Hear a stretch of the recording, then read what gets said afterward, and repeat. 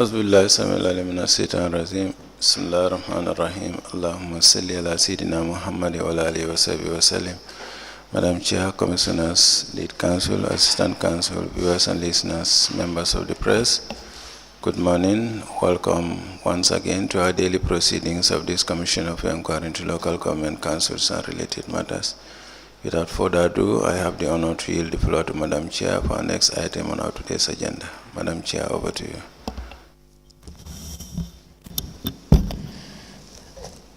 Bismillahirrahmanirrahim. I will call on Honorable Silla to lead us in Muslim prayers and Honorable Joyner to lead us in Christian prayers. Thank you.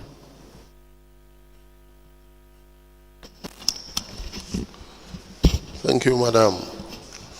أعوذ بالله من الشيطان الرجيم بسم الله الرحمن الرحيم الحمد لله رب العالمين الرحمن الرحيم مالك يوم الدين إياك نعبد وإياك نستعين اهدنا الصراط المستقيم صراط الذين أنعمت عليهم غير المغضوب عليهم ولا الضالين بسم الله الرحمن الرحيم ألم نشرح لك صدرك ووضعنا عنك وزرك الذي أنهض ظهرك ورفعنا لك ذكرك فإنما اليسر فإذا فرغت فانصب وإلى ربك فارغب بسم الله الرحمن الرحيم إنا أنزلناه في ليلة القدر وما أدراك ما ليلة القدر ليلة القدر خير من 1000 شهر تنزل الملائكة والروح فيها بإذن ربهم من كل أمر سلام هي حتى مطلع الفجر اللهم صل على سيدنا محمد الفاتح لما أغلق والخاتم لما سبق الناس الحق بالحق والهادي إلى صراطك المستقيم وعلى آله حق قدره ومقداره عظيم سبحان ربك رب العزة عما يصفون والسلام على المرسلين والحمد لله رب العالمين آمين. In the name of the Father, the Son, and the Holy Spirit. Amen.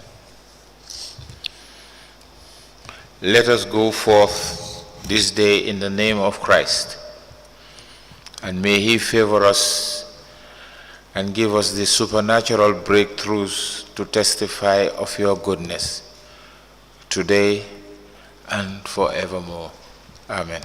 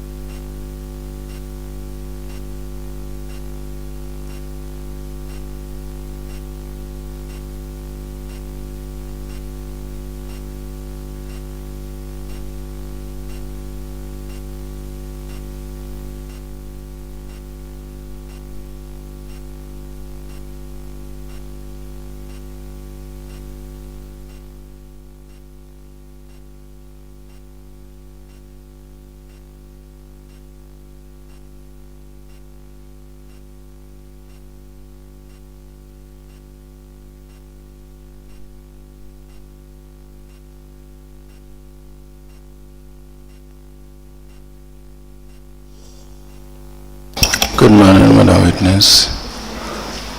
You may kindly take your seat. Thank you.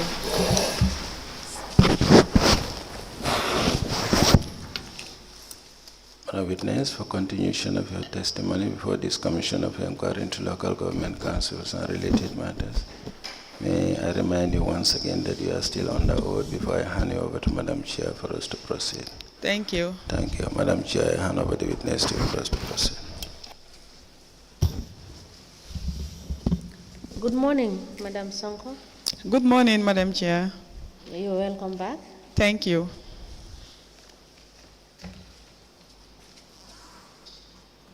Council, we may proceed.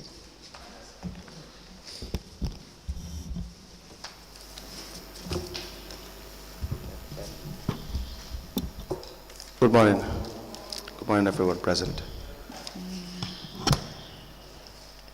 Now we will continue with your testimony. In relation to, we will discuss the ballot issue today as well, for what you know regarding the ballot project, some of the vouchers we have as well to show you, and a continuation of your evidence in relation to the loan acquisition that you guaranteed the Welfare Association. Okay. Now, you know Mariama Fane, of course. Mariama Fane, yes. Yes, I do. that's the owner of the land that you, the Welfare Association wanted to buy from? Yes. Now, what is your relationship with Mariama Fane? It's a business relationship. What do you mean by that? We were introduced to her when we got information that she has a piece of land that she has put on the market for sale. How many times have you met Mariama? I don't think it is more than once. More than once? Yeah. Where do you meet Mariama? It was when because we were led to her house, to her house. You were what? Led to her home. By the land agent. And why is that necessary, to go to her home? Because we had interacted with the guy before. That was in the case of the care finder.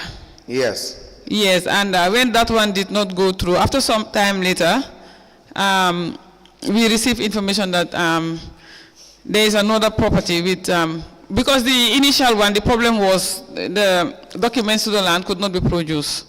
Yes. So when the guy came across this one with a list document, he informed us, because yes, he knew what got us stopped in the first one.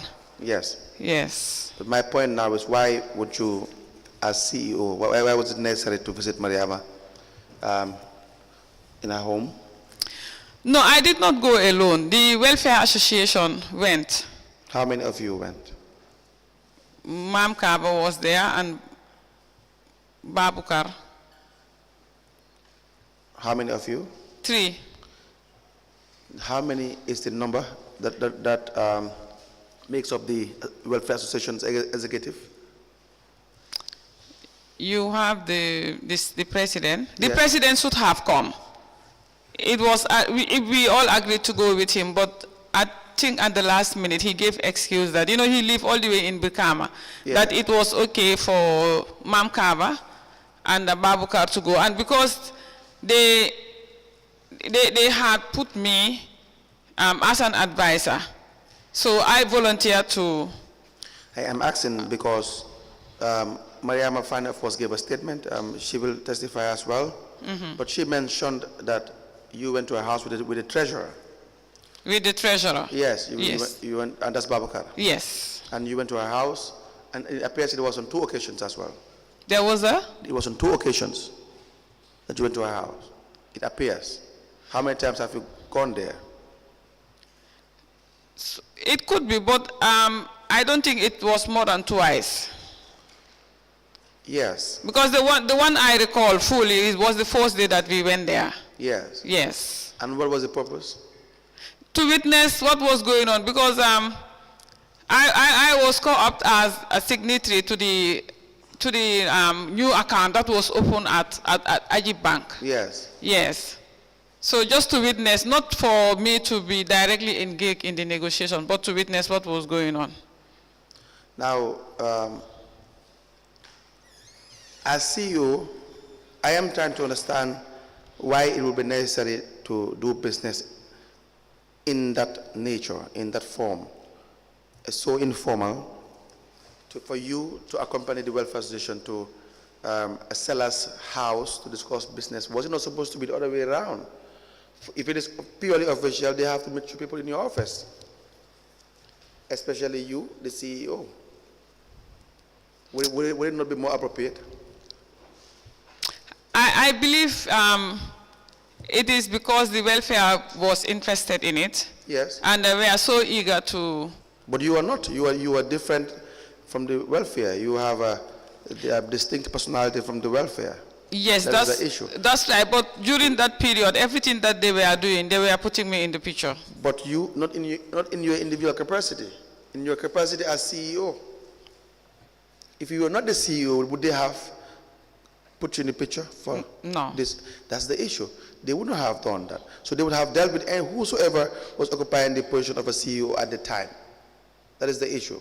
So if Mr. X occupied the office of the CEO at the time, Mr. X would have been the one that they would have wanted to deal with. You understand that? Yes. So if you are going to the seller's house, to do what? What is your personal interest in visiting together with the welfare association to the seller's house? To do what? What interest were you trying to protect? There was no personal interest. Okay, so what was the official interest that you were trying to protect? No, it's just for me to witness the discussions. That's why I said there was no personal interest going by your statement. But now, was there any official interest? There was official, yes. Well, what was the official interest? Because the welfare was involved. Yes, but And as the chief executive officer, I am an official member of the welfare. And also the vested interest, I also wanted a plot of land in that venture. Madam, it becomes more complicated. If you say you wanted a plot of land there, it becomes more complicated. It is also would not be proper. That then it would mean that your actions were not entirely genuine. So you going against the mayor's advice would not be genuine because you had a vested personal interest. And as CEO, you are not supposed to have a vested personal interest unless it is legally done. If council has a project, a housing project that is discussed in the normal way, in the normal routine way, everybody can benefit. But the staff of the association, you have a role as CEO. So does it mean that all you were doing was because you also had, you also wanted a plot of land from? No, it was not all that. But your name was not on the list. Was your name on the list of those who wanted? It was. It was on the list? Yes. Why would that be the case?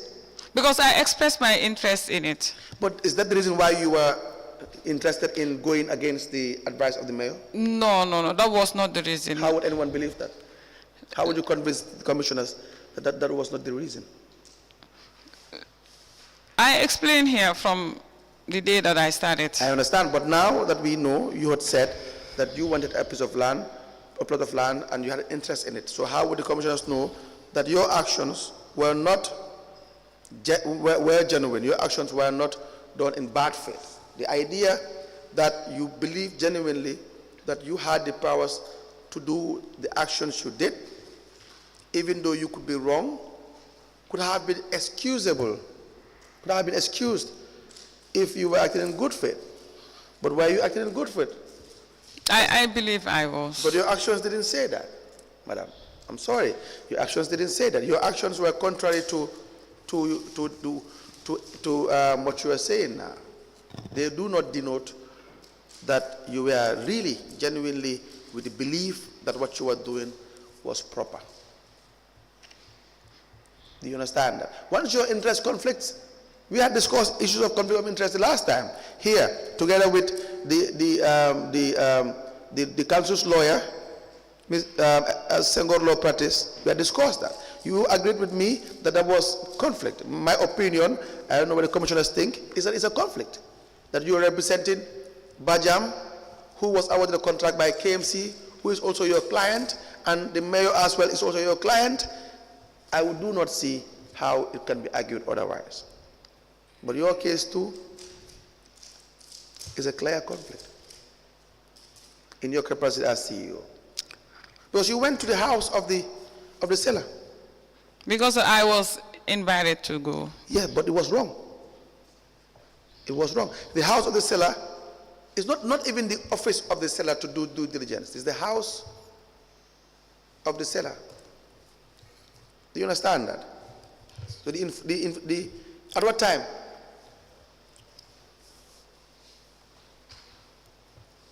At what time did you go there? It was, I want to believe, late in the evening, after close of work.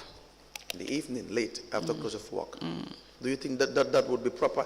And if anyone sees you, do you think they can be convinced that you don't have a vested interest? Of course, you had said you wanted a plot of land, but do you think anyone wouldn't have thought that you wanted extra benefits? If it was purely council's activities, I would not have gone that far. But No, it is. in the case of the Staff Welfare Association, There is nothing that council does that would be purely council's activity.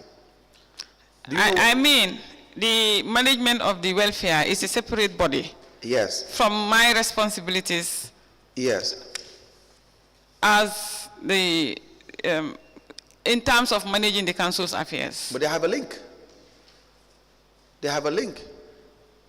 They have a link, and that's the reason as to why, in your capacity as CEO, they needed a guarantee.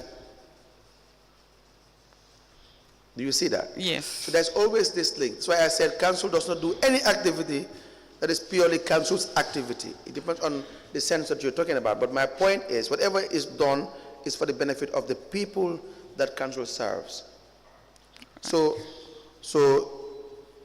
you were not CEO at a certain point in time. You never have been invited. Like right now, this welfare zone will never invite you in your capacity, in any of your capacity in representing KMC. They want to work with someone that has authority. Right. And the CEO has authority. Do you understand that? The CEO has authority. And so that's why they want to work with you. Right. So going there in the evening too, that would not sit well with anyone that gets that information. So our position is it was wrong to do that, entirely wrong to do that, to go on official hours to visit the seller. That's the issue. So the other issue is, you will agree it will be difficult to establish the fact that because of your personal interest to acquire land, that your actions were legitimate.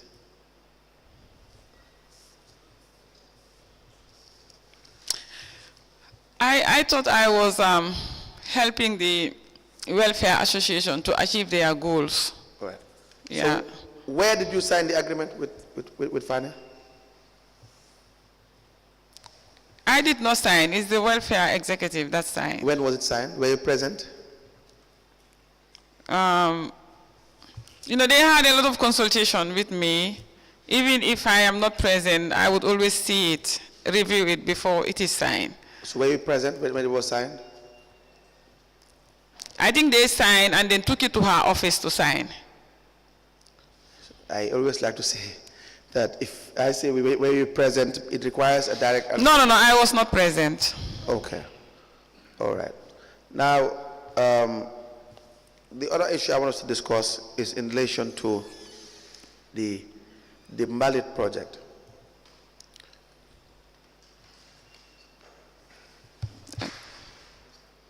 Yes, the Mallet project. But when you came to KMC, regarding the revenue of KMC, were you available with any evidence regarding the baseline as to what the revenue would have been at the time? Yes, I believe. You were? Yes. Was it in a document form? We have our weekly reviews of our bank balances. So through that, we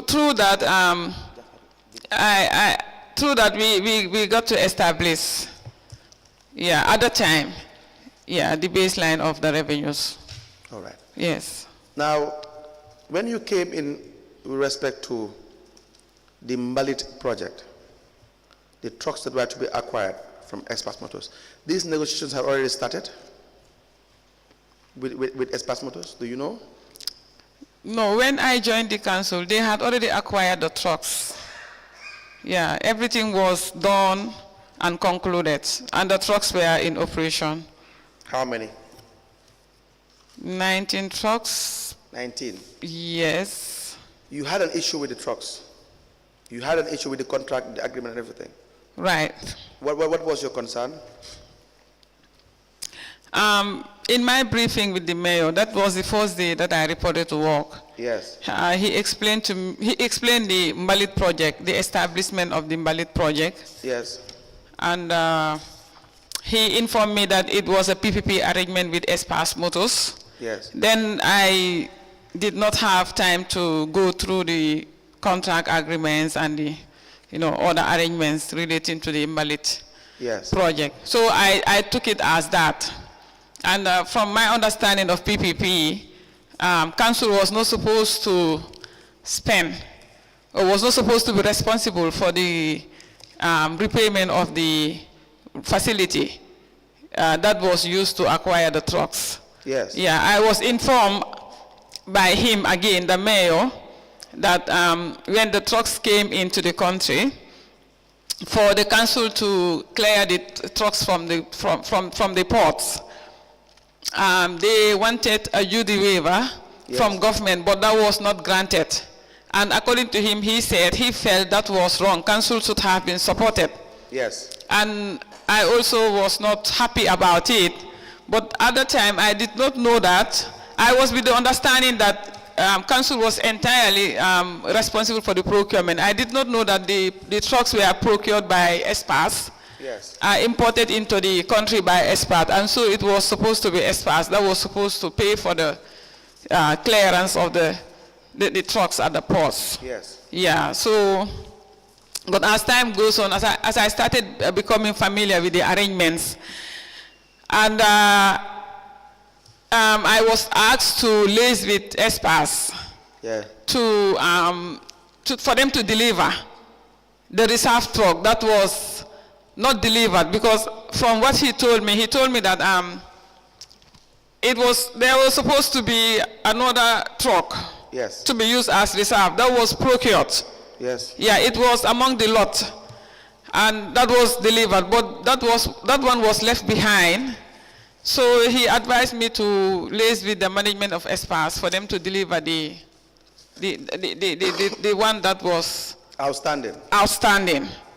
So I think after that, the KMC issue also came in, and the ministry had the information. So one morning I went to the ministry to make follow-ups on certain issues. Yes. And I was called into the minister's office and advised that they have learned that the minister and the PS told me in the minister's office that they have learned that we are about to establish a municipal bus transport. Yes. So they put me in the picture of what transpired in the case of the Mbalit trucks, and they are advising me as the CEO to be careful of what I am getting myself into. What did they say transpired in the Mbalit trucks?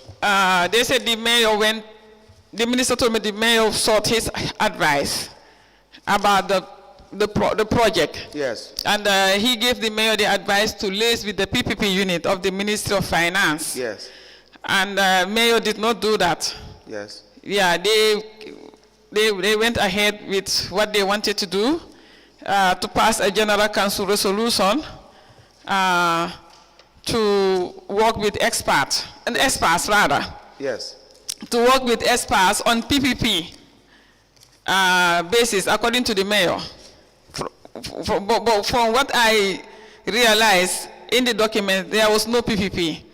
The trucks were fully repaid by the council.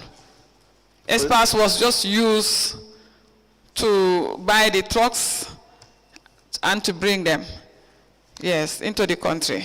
Now, who paid the tax, you said? The council. Council. Yeah. So with the advice from the ministry, they did not do. They did not do that. Yeah, they did not consult PPP, and the council did their own arrangement. So when the trucks came in, they wanted the duty waiver from the ministry. So ministry could not grant them or facilitate, because they did not heed to the minister's advice. So this is the information that I received from, and the minister went ahead to show me the invoices from the factory invoices against the prices of the trucks. Yes. So from what I saw, to import a truck, that kind of truck to the country, it was about 3.5 or 3 million, under $3 million. And for them, it was about $5 million per truck. So you believe the prices were inflated? Yes, that's right. Now, the insurance, the trucks came and they were insured. Yes. Correct? But before that, the issue regarding the income tax, it was paid during your time? As CEO, it was paid before? Yes, you mean the import duties? Yes. No. It was not paid during my time, but they passed a general council resolution. Okay. Yeah, for council to pay the duty waiver, and it was about... yes, that's correct. Yeah, 1.3 million, or yeah. Now, dollars, the trucks were in town, they had to be insured. Yes, they had to be insured. You said in your statement, page 13 of the statement dated the 2nd of March 2020, paragraph 4, number 4, you said,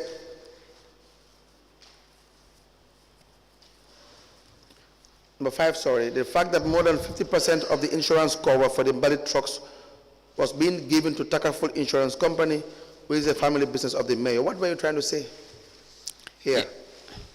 Yeah, the mayor's family has a share. In Takaful? Yes, in Takaful. And so the insurance was done during your time as CEO? Yeah, I found it there. The insurance, I mean? The insurance, yeah, I found that half of the trucks were insured by Takaful, and the other half was distributed among insurance companies. Now, did they, who paid for the insurance? The council. The council? Yes. Why is that? Do you know? No. Now, with respect to the insurance, do you know whether KMC followed due process procurement regulations to also allow insurance companies to bid for the insurance of these trucks? Do you know? Definitely, I cannot tell. You have no idea? Yes. Now, the CEO at the time before you was the acting CEO. Yes. You were privy to, have you had chance or by any means to have access to the procurement documents in relation to the invalid trucks when you came to examine? Before I came in? Yeah. No, when you came in as CEO to review the contracts or the bidding documents, did you have time to do that? No, I did not. But when I came in, I found them had issues with Ajib Bank. Yes. What were these issues? The Ajib Bank froze their main account, so they could not withdraw or do anything from it because they defaulted in the repayment of the loan. Yes. Yeah, because they have accounts with Ajib Bank. They have the Malid project account. They have a council account, and I think they have an investment account with Ajib Bank. So in all the accounts, they could not do anything in it because they defaulted in the repayment of the loan. The project account was performing because what was being realized monthly was far below their monthly repayment. So they were not performing as expected. So Ajib had to freeze the council main account. So it was because of that, council wrote to Ajib Bank, promising them that $40 million was now being budgeted every year from council's main budget, yes, not from the Malid project. Yes. For the repayment of the trucks. So that was the issue I was not comfortable with because that $40 million, yes, from what I understood, that it is PPP. If it is PPP, then the project is supposed to repay to fund itself. But that was not the case. Now council is falling back on the taxpayers' money to repay the loan because that's the guarantee that they gave Ajib Bank through a letter. And I got to have access to that letter because the then MD of Ajib Bank, Mr. Nuha Marina, the late Mr. Nuha Marina, came to the council with his team. I think Mr. Samba Fai was part of that meeting, if I am right. Mr. Samba Fai, the late Mr. Nuha Marina, and I think a lady, I'm not sure, Asali Matu. Yes. But I can fully recall Mr. Fai and the late Nuha Marina. They came to the council to make that follow-up. And when we had that agreement that now council would be repaying the loan from the main council funds. Wait a minute. When were they making this follow-up? Ajib, after they had agreed to finance the purchase of the trucks, and after they had disbursed monies? Yes. Do you understand what I'm trying to say? Yes, I do. Said they came to make follow-up. Follow-up after the trucks were in, after monies were disbursed, and now it was time to start servicing the loan. And council started defaulting. And so the bank wanted a guarantee? No, it was not a guarantee. It was a sort of a reassurance to say that the council, a letter was written in that regard. Council would budget $40 million from the council's main account or revenues to be repaying the loan for a period of... This was sent to Ajib Bank? Yes, it was sent. Who wrote the letter? You, as CEO? No. It was signed by Mr. Sirif Njai. In his capacity? That was done, I think, few days later. I joined the council. Yes. But it was done after the purchase of the trucks? Yes. Which means Ajib already financed these trucks? Yes. And then now the payment, to get their money back was a problem? Was a problem. And so they had to tie council down in relation to having them to have an undertaking that they would, regardless, pay these monies from other sources, though they know that the trust cannot fund itself. There was no even a collateral for the trucks, except the trucks themselves. Yes, the trucks were supposed to serve as a guarantee in relation to the revenue it generates. Yes. Was supposed to be used to pay off the debt or the loan that was contracted. And they were advised by the minister not to go ahead with that arrangement because it was not viable. I understand that. Yes. We are now trying to liaise with the PPP unit for them to advise them to get an arrangement that will benefit the council and the people at the end of the day. I understand that. I'm just trying to get the facts right. The idea is first, Ajib, before you came, Ajib accepted to finance the purchase of these trucks. Yes. And the only guarantee that they have is that the trucks would service the loan. Yes. When they are collecting revenue, the trucks, this project, the monies used would be used towards servicing the loan. Correct? Yes. Yes. But that did not prove to be viable. No. The trucks could not generate enough revenue to pay back the money that was taken from Ajib, correct? At the beginning, they were realizing about 700, 800,000 a month, and the monthly repayment was supposed to be about $3 million. Yes. So they could not. They could not. So your evidence is that they came back, Ajib Bank came back to the ministry. To the council. To the council, sorry. Yes. To ask that council give them an assurance, a written assurance. Yes. To say that we are going to pay you, we are going to have a budget, we are going to allocate a certain fund from the general funds to pay you towards the offsetting the loan. Yes. And that was done. Yes, instead of from... Was this not supposed to be done earlier at the time of the negotiations with the bank and ESPAS to know how the finances of the trucks would happen? I believe that should have been the right procedure. Right. Any questions regarding the trucks before I move to vouchers? Yes. Madam Sonko, then it will be correct to say that the council did not do what they ought to have done with respect to their projections in terms of revenue collection to be able to pay right, madam. For the trucks when they come in. That's correct. And what did you understand by Section 12 of the Local Government Finance and Audit Act, which talks about the financial autonomy of councils? What do you understand by that? Because I could understand that you've told us the then minister advised that they should not go ahead with the purchase of these trucks because they would not be able to honor the agreement. Yes. And despite that, they went ahead and did it through a council resolution. So in relation to that, what do you understand by the financial autonomy? Yeah, the council has a degree of financial autonomy, but if you look at the relationship of the council and with the ministry has an oversight function over the council, and anything that is being spent out of the taxpayers' money must be in line with the Finance and Audit Act. Otherwise, it will not be legal. Yes, so is there any provision from your understanding where the council is supposed to seek some advice or some authorization if they have to engage in some certain huge investments, which has to tie down the taxpayers' money?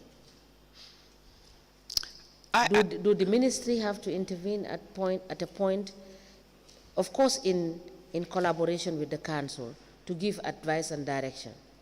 Yeah, that is the oversight function that the ministry has over council, because the councils are... In terms of financial limitation, is there any role that the ministry has to play, to your understanding?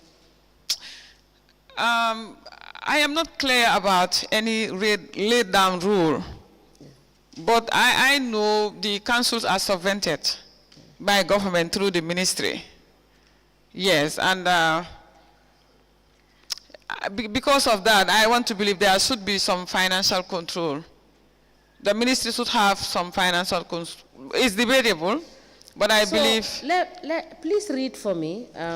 Let me hand you over the Local Government Finance and Audit Act 2004, and read me section 13, and you tell me what your understanding is with respect to this, whether, to your understanding, during the process of section 13. 13. Yes, you start from section 12, the Finance and Audit Act, not the Local Government Act. Yes, the Finance and Audit Act. Yes. Section 12, Financial Autonomy of Councils. Yes. So, subject to the provisions of this act and any other act, each council has autonomy over its financial matters, excluding salaries, advances, and other emoluments. So... Sorry, it's allowances. Yeah, allowances and other emoluments. Okay. Section 13? Section 13. No appropriation of funds by a council shall be made out of the funds of the council unless it is approved in a budget. Now, my question is, was this amount, were these amounts budgeted for as at the time of, you understand, the agreement? No. Council, you may proceed. Thank you so much. Okay. When you were CEO, there was an issue regarding the deletion of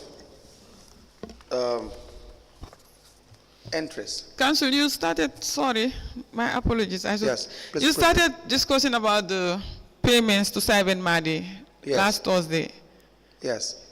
Yeah, about the COVID-19 rise. Right, correct. Yes. That's true. We will come back to that. Okay. We'll come back to that. We will come back to that.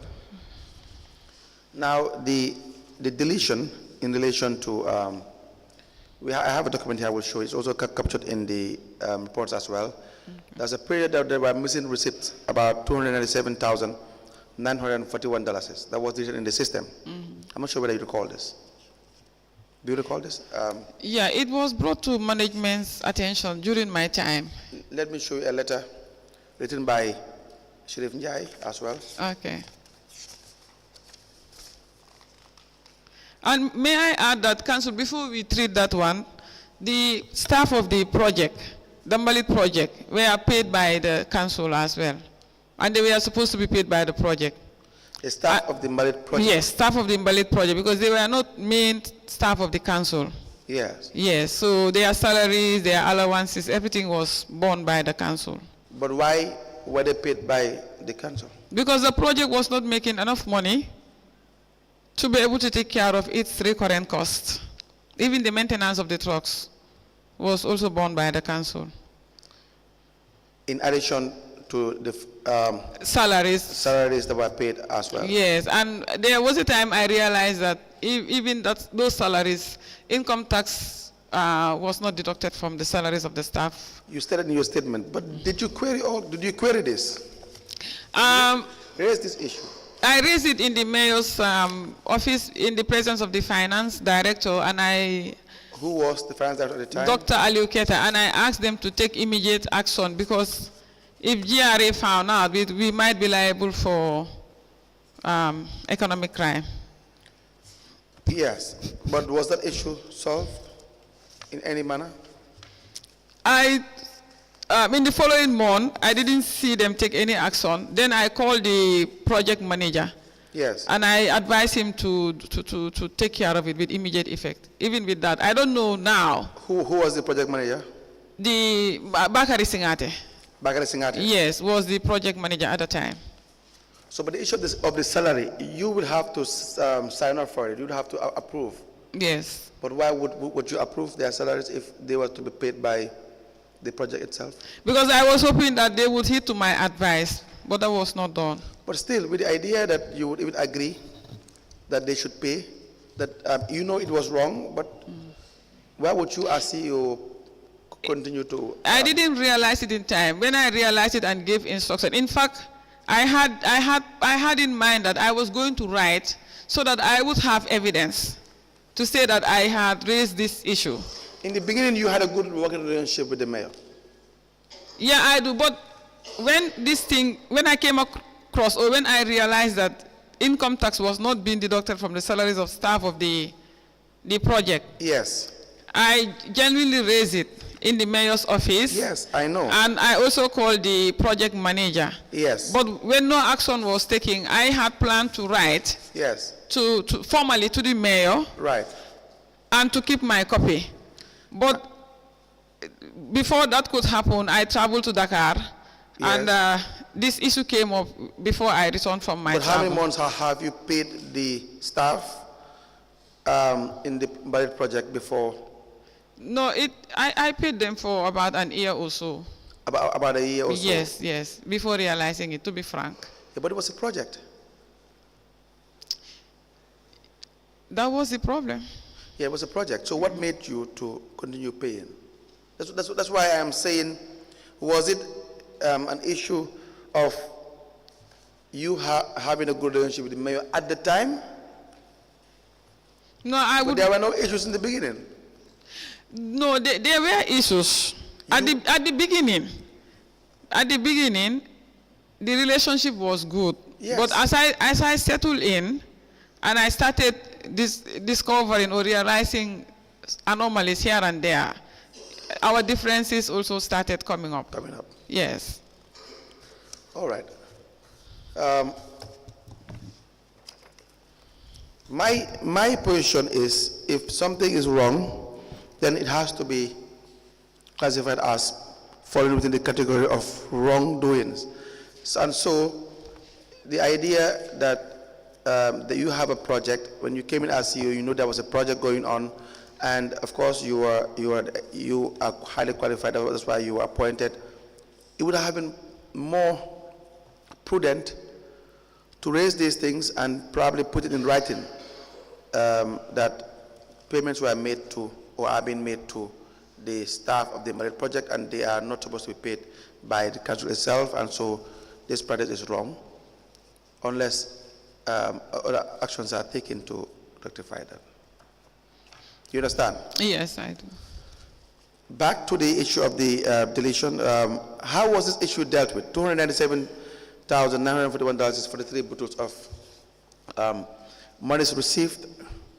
entered in the system but were erased subsequently. Can you tell us what you know about this, was done about this deletion? You were the CEO at the time? Yes. Yes. So when it was brought to the management's attention, Yes.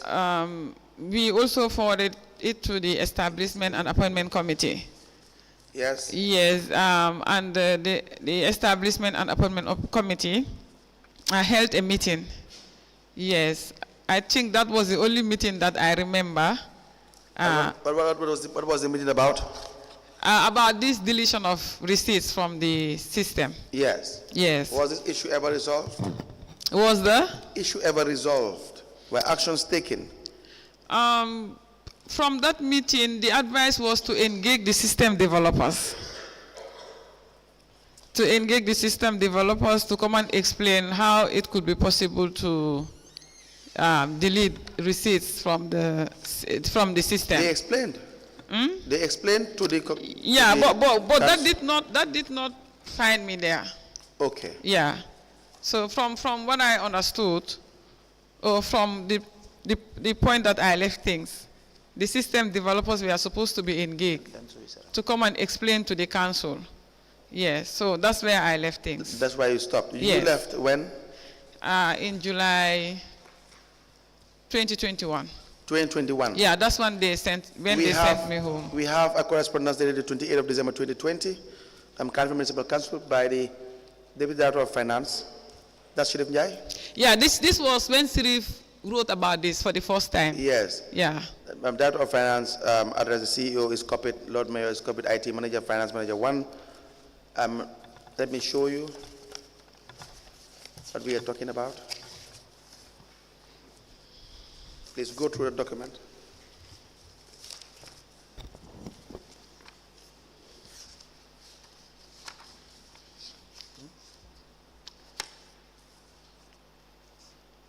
It's not admitted, so I can admit it.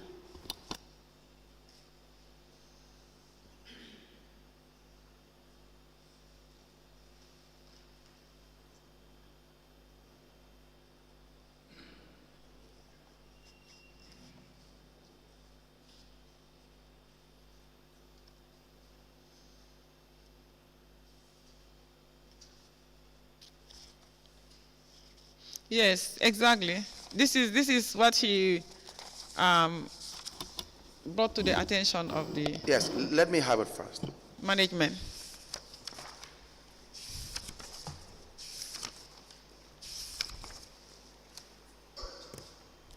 We applied to tender the Cardiff Municipal Council memo addressed to the Director of Finance, Chief Executive Officer, the Lord Mayor is copied, and IT Manager and Finance Manager 1, signed by the Deputy Director of Finance, Shirif Njai at the time.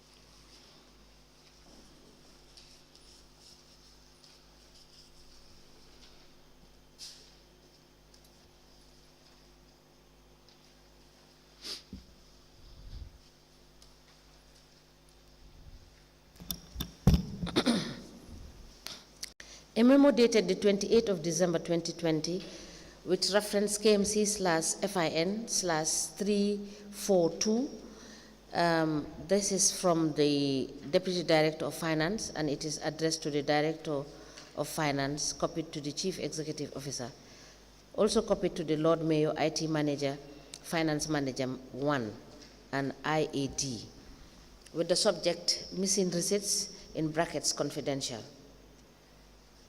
It is signed by Serif Njai.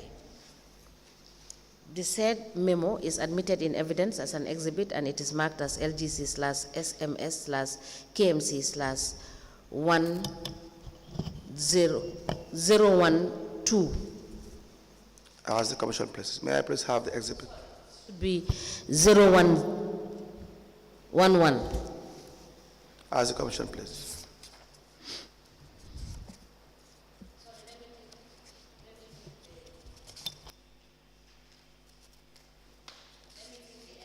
Repeat again. As the Commission please.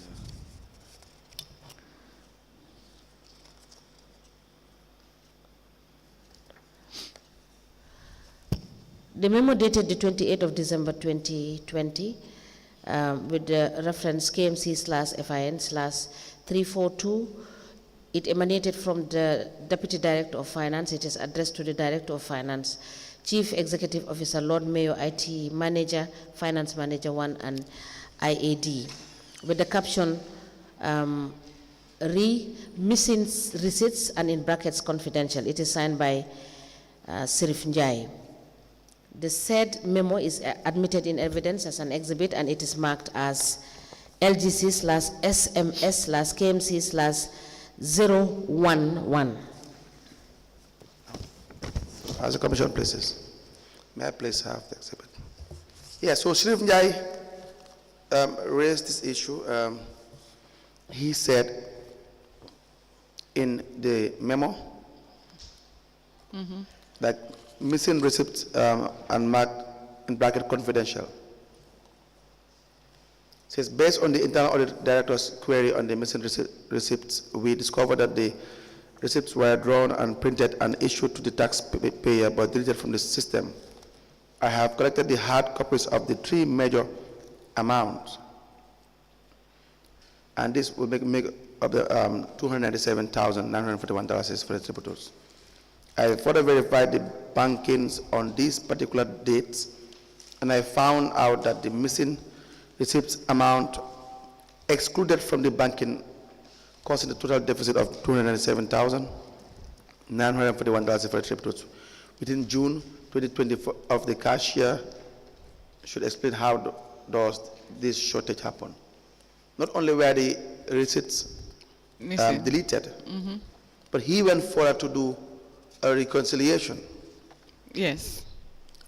A bank reconciliation. And he found out the monies that were deleted were actually received and they were not taken to the bank. Deposited. Yes. This should not, this is not a major, it's not a complicated problem to solve. Right. But as the... So you were the CEO. Yeah, but... Correct? Yes. This was in 20 December. Yeah, December 2020. You left in July? I left in July. So what did you do? It was forwarded, like I said, to the Establishment and Appointment Committee. 7 months. You had 7 months. Yeah, that's how things work there. When it is not... That's how things work there. Yeah. How? We 7 months. We had the meeting. And Srif himself was tasked to liaise with the system developers because he is the one who is the council interface between the system developers and the council. So he was to liaise with them and come back. So until I left. No, but 7 months you had. You would have had discussed this at the senior management level. You would have tasked the establishment committee to find out the problem in this, with respect to this issue. And then you meet the mayor every single day. And you have your SMT almost once a week or once a month, I don't know. But there was enough time to discuss this issue and address the issue. What was holding you as CEO to not come to a conclusion in this matter? I was waiting for the Establishment and Appointment Committee. How long? Would you wait for them? Until I left. 7 months. I believed. It's too much. No, the meeting was not convened immediately at the time when Sirif raised this. I think it took about weeks. Why? Well, they will be in a better position to answer that, the establishment and appointment. Did you discuss this with the mayor? It was discussed, of course. So what was the action point to be taken? For the establishment and appointment committee to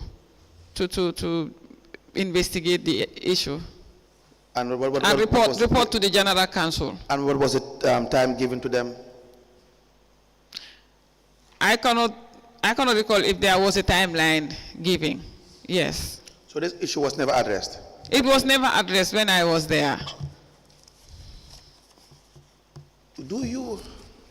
My problem with you mainly is that it appears that maybe you came in newly, you can explain the condition, but it appears that you had a problem dealing with some issues for whatsoever reason at KMC, and some issues that you would ordinarily deal with. These are issues that can be easily dealt with, but for whatever reason they were not really adequately addressed.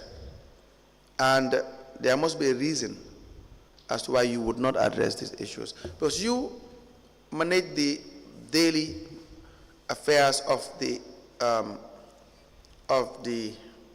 area council. That's not up to the mayor entirely to dictate what is done. So even if you have a daily briefing with the mayor every single day, like you genuinely thought that you had the powers to sign a guarantee, there are some rights that you have as CEO. Left to me alone, this matter would have been concluded a long time ago. But how would we exclude you from this, as in not doing your work properly? It was not my single decision to have this issue concluded. The establishment and appointment committee needed to do the investigations thoroughly. Yes. Yes. So but that was never done. Sirif should have engaged the system developers and report to management. But Sirif never got back to the CEO about the issue. But the senior management never also followed. The mayor never followed up. I don't know when I left, but when I was there. 7 months is an adequate time to address this issue. The mayor never really did anything. No. You never did anything. No. Substantial enough to address the issue. The senior management itself, comprising of the mayor all the way down to the CEO and your directors, you never really addressed this issue properly and adequately. And it's an issue of corruption and mismanagement of funds and stealing. These were crimes that were allegedly committed. So for whatever reason, even when you were there in KMC at the time, none of you took the issue of corruption seriously, for whatever reason. Why was that? I was doing everything within my means. No, but within your means? But I was also limited. Yes. Now I have vouchers. I will also show you. Yes, yes. Madam Sonko, you are aware of the responsibility that has been outlined in the financial manual. Is that correct? Please repeat it. I said you are aware of the responsibility of the CEO in terms of dealing with the revenues of council. Yes. As provided for in the financial manual. Yes. So do you think it was prudent on your side not to have written after you have seen delay in trying to get this issue sorted out? Because I believe this is what has also created a problem in the system having to collapse at one point. I agree. I should have written, but also at the same time, I was bombarded with too many issues that it was difficult for me to really focus on a particular issue. But this, what I totally agree, was a serious problem and should have been resolved with immediate effect. All right, thank you. I just have one issue. During your time, sorry, Council, this may be a bit out of context, but I just want to find out from her, a CEO. On the issue of salaries, emoluments, and other and allowances, during your time, aside from the senior cadre, who are the people that would determine the salaries and allowances of the junior cadre that have been employed by the council? Is the council? Is the council? Yes. Do they have mandate to do that? They have mandate, but the proposal must be forwarded to the ministry to approve. Yes, because I, based on the provision that you have earlier read, and it is saying, with the exception of this, and it's a provision that is cutting across, you know, whether it's senior cadre or junior cadre. So which means if the council appoints the junior cadre, it must send those appointments To the ministry. and salary allowances for the ministry for endorsement Yes, before you act on it. that's right. During your time, did you make any appointments and paid people's salary with the approval of the ministry? Appointments were made, but they were never forwarded to the ministry. Why was that? Or was it because you people were above the law? So No. you cannot comply with the laws that govern you to run the council? No, I would not say that. So why didn't you send during your time the appointment and the salaries you have identified and other emoluments for the staff that you have employed for the ministry to endorse? Because if the ministry failed to do otherwise, you have written evidence which could be held against them, because it's their responsibility to make sure that they respond to you on time and to do what is expected of them to do. Is that not correct?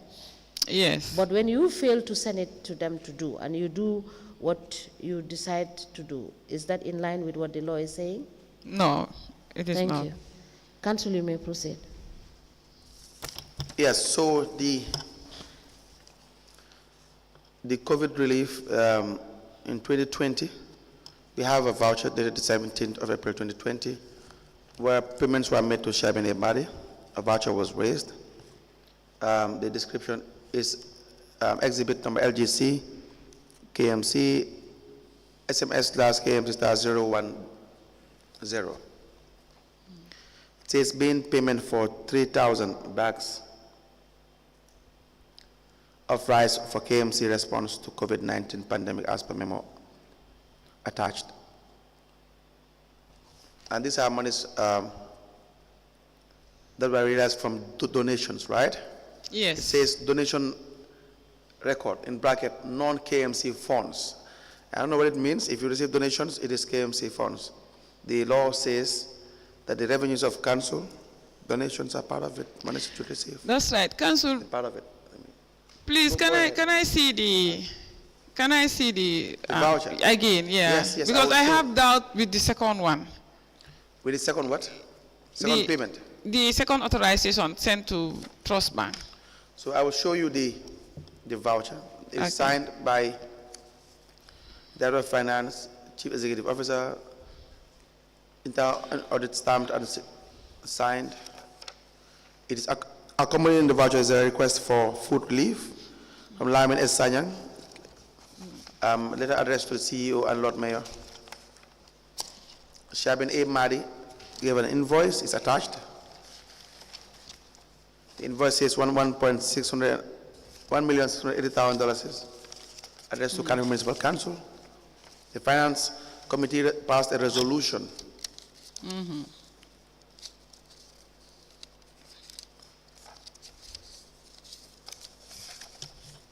And we have the KMC authorization for Basic Bank to transfer $1,680,000, and also the one sent to Trust Bank for a bank transfer of the same amount. Please have a look at the voucher. Yes.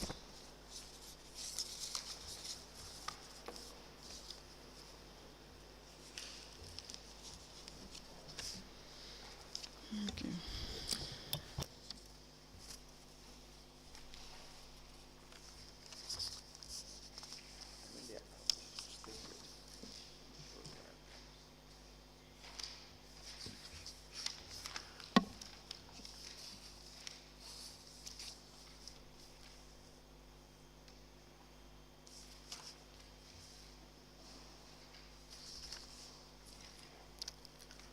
I can recall everything about this payment, but Please speak into the microphone. I can recall everything about this payment, but my worry is this one, Which one is that? the trust bank.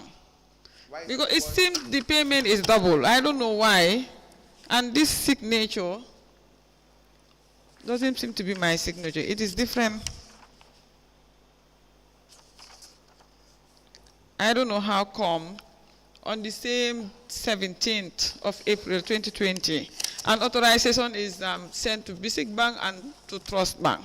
Which one did you sign? I signed both. You signed But- both authorization. But this signature, this one, Which one is that? the Trust Bank one, Yes. unless it is verified that it was sent, I'm not sure. Okay. It was the transaction took place. I'm not sure about this one, but about the donations, the COVID-19 donations. Yes. I have receipts of payment into council accounts here with me. Yes. So when the COVID-19 hit, Yes. a task force was formed by the council. Okay. Yes, and in the task force, you have various stakeholders, the police, Yes. the Red Cross, NDMA, NEA, stakeholders. Yes. And I think our secretary was the governance advisor, Mr. Philip Spencer. He used to take the minutes of the task force meetings. Yes.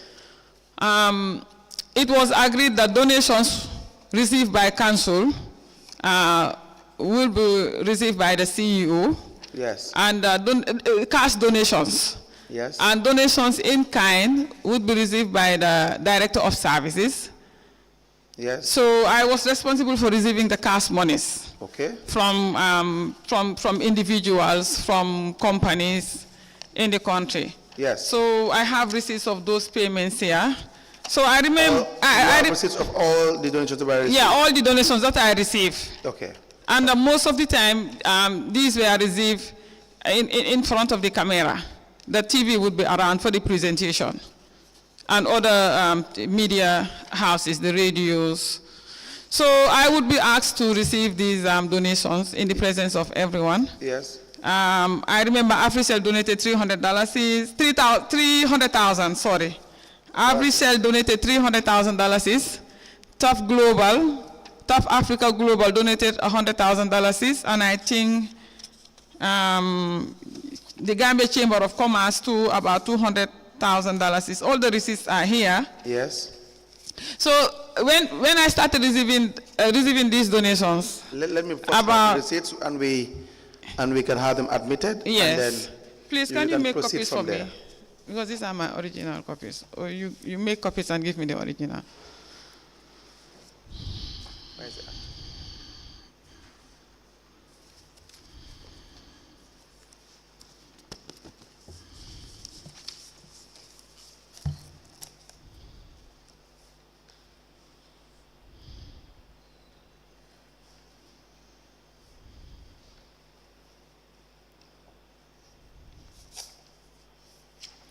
We apply to tender the following Carnegie Municipal Council receipts, evidencing donations received for the COVID-19 relief fund, correct? Yes. The first is received by Sainabou Matin Sonko, the witness. The amount is $100,000. Donations from Reliance Financial Services for the fight against COVID, 2nd of April 2020.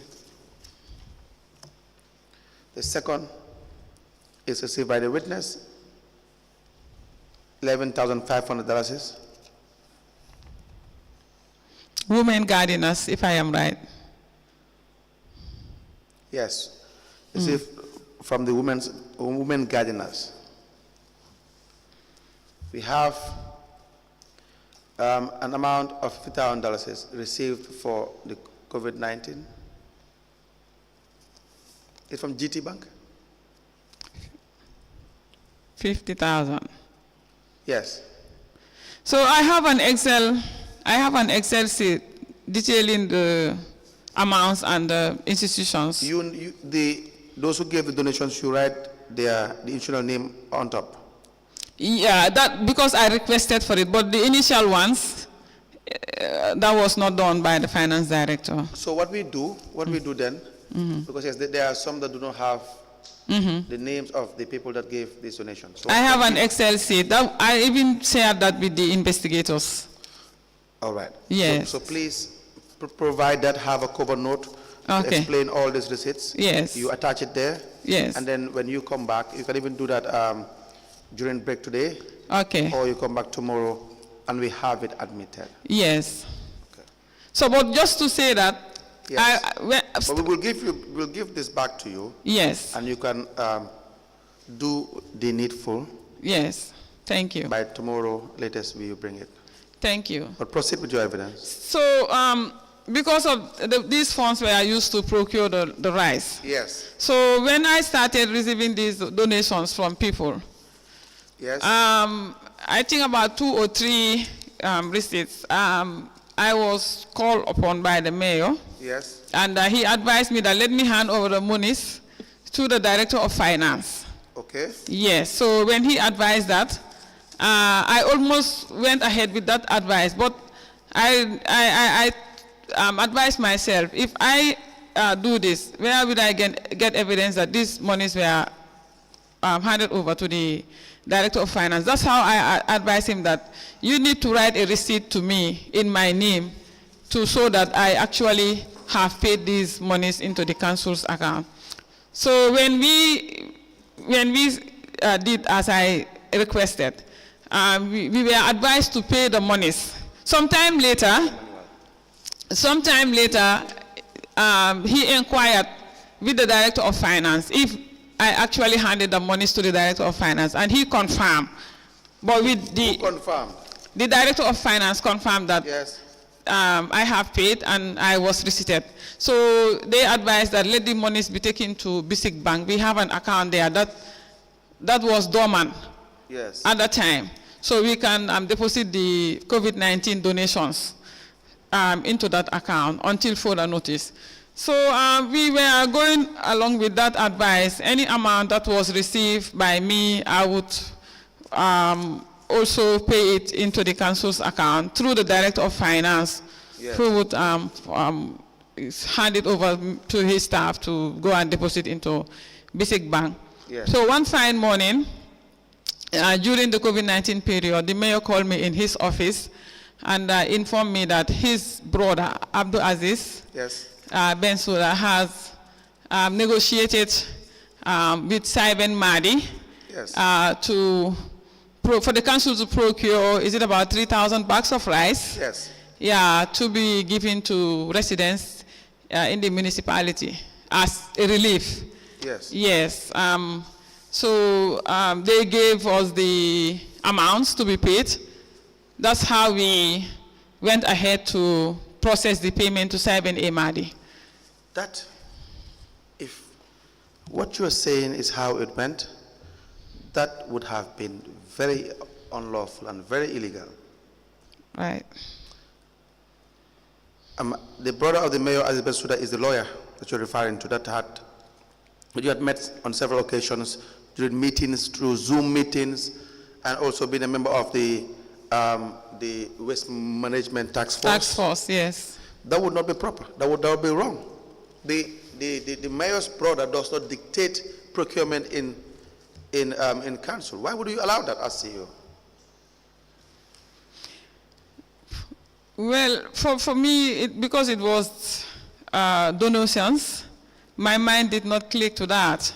But still, if you are to have it wrong, the manner in which it should operate for any procedural guidelines you have to follow as a CEO or vice director or mayor. If you have to have it wrong, you have it wrong. In good faith, you may be excused. I always say that. But the idea that you disregard procurement would not, number one, may not be excusable as council. Number two, the idea there will be a direct conflict. Remember, the mayor's brother was the legal advisor, the law office, to council. When in 2018 they had Senghor law practice on grounds that would be a conflict to continue with the family law office. Yes. So it would also be very inappropriate to even sanction payments along those lines. Do you understand that? Yes. So why would you allow that?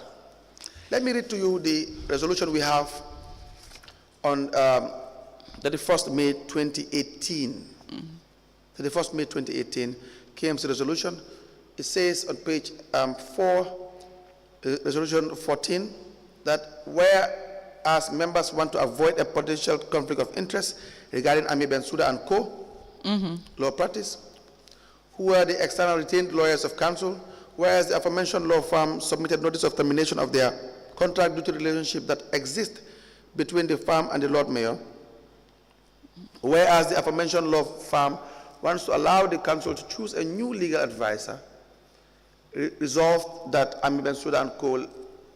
LP will be allowed to continue representing council as they have agreed to serve the notice period at no cost to council, and also assist the institution in that period to build an internal legal unit as well as to hire new external advisors. They recognized the conflict. They accepted the conflict. They put it in writing. Yes. But it appears there were still representations in a form of an underground representation. Yeah, A because shadow representation. If it ever crossed your mind as CEO, you should say no to that. that's right. Yeah. He was advising him. He said because he was a personal advisor to him, Aziz was advising him personally. The mayor or any chairman or any mayoress, they were never elected to serve their personal interests. They don't have any personal business in council. And I repeat that. No mayor or chairman or mayoress have any personal interest in the administration of your functions as you have been elected by the people. If you have your company, if you have your business, you run it with whosoever you want to work with, not public funds. Where there exists a conflict in public funds, you are mandated to desist from that. It's a cardinal principle. No one doubts that. It's even recognized by KMC themselves. They even passed a resolution to that effect. So it's not like there's a contention. So if you come as CEO in any capacity, any area council that you're working with, and you see that, you should not be afraid to say no. It cannot happen. I cannot act on the advice given to you by your own family member or by your own former lawyer who happens to be a family member. Do you share Yes. the same opinion? Yes, that's right. You understand? Yes. Now, what is the problem? The more problem about that is the fact that these amounts were paid to Shaben A. Mari. You will Yes. confirm whether there was a suitable payment or not. But of course, monies were paid to Shaben A. Mari. Yes, monies were But paid to. let me give it to you back. You probably will tell me the minutes in this voucher.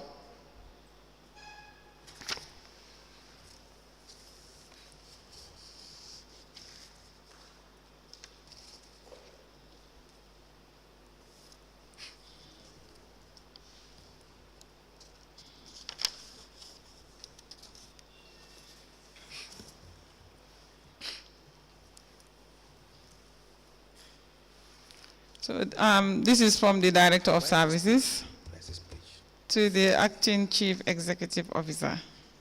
Please come again. To the Acting Chief Executive Officer and copy to the Lord Mayor. Request for food relief. The date is 14 April 2020. Yes. You want me to read the request or the minutes only? The minutes first. No, the request first. The request. As a result of the state of emergency declared by the government to prevent the spread of the coronavirus in the country, businesses and other commercial activities interrupted, schools closed, and many families undergoing hard times, especially the vulnerable and less privileged families.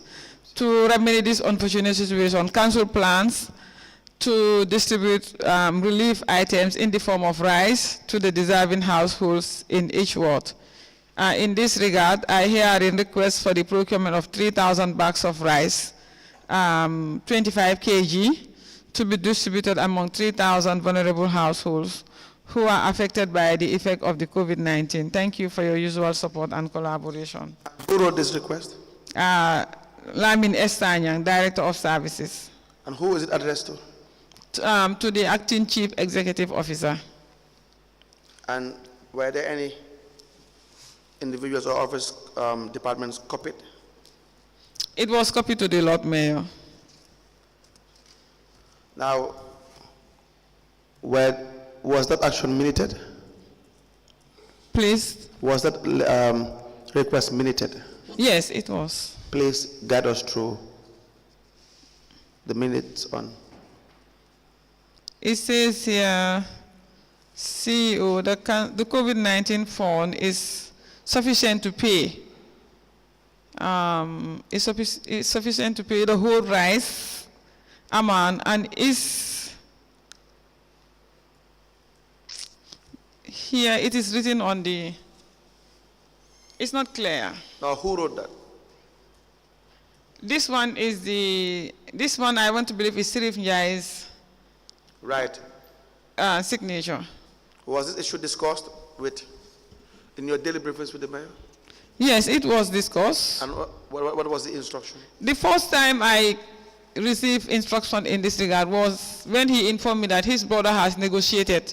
You know, I think a General Council resolution was even passed to via $1 million from the council's travel budget to be used towards this relief support to residents in the municipality. So after that General Council resolution, it was announced. It was announced, and at the same time, people were also making donation. Yes. Yes, just like I explained earlier. So he called me in his office and told me that Aziz has negotiated with Simon A. Mahdi to supply us the 25 kg bags of rice, 3,000 at a reduced price. Yes. How do you know what the price were reduced? Can I please have the voucher? How do you know the price were reduced? How would you know? I think at the time the 25 kg. But how would you know the price were reduced? No, I did not know the price. I did not, but I think at the time the 25 kg was about 7 something, and I think they said they got it for $700. Where is the evidence? Someone may sell it for $600. I don't have evidence. Someone may sell it for $500. Someone may even go way cheaper. You understand that? That is how the procurement works. That is how our procurement regulations work. You must have value for money.